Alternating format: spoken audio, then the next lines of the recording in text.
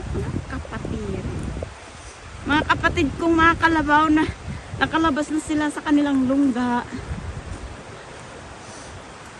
Ang dami na kalabaw sa ano. Kalabaw eh. Ang lulusog ng mga kalabaw. Pag mag-picture-picture ka, parang ang bilis. Ang bilis lang ng nilalakaran mo. Tingnan mo, dito na ulit yun.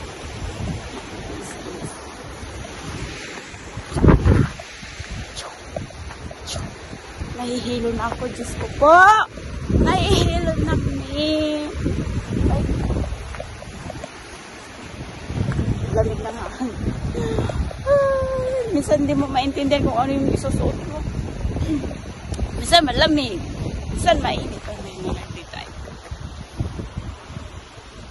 Kahit ako inuubo. Nag-drive ako pumunta dito sa may bukid. Kasi medyo may araw. May araw naman. Pero yung hangin malakas. Hindi naman masyado malamig.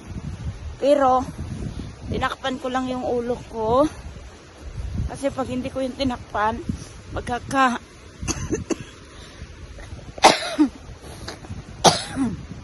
magkaka-headache na naman ako. Nandito ako sa mic. Well, mountain ulit.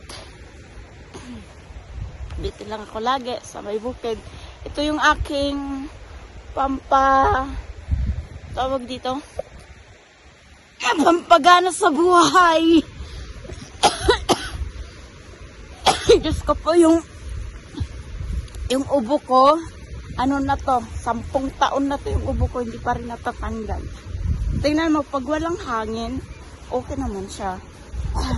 Hindi siya masyadong malamig. Pero pag malakas yung hangin, pakiramdam ko yung ulo ko, sumasakit. Pero okay naman. Hindi naman as in na, tawag dito, malamig na malamig. Yes, ang ganda talaga dito, grabe.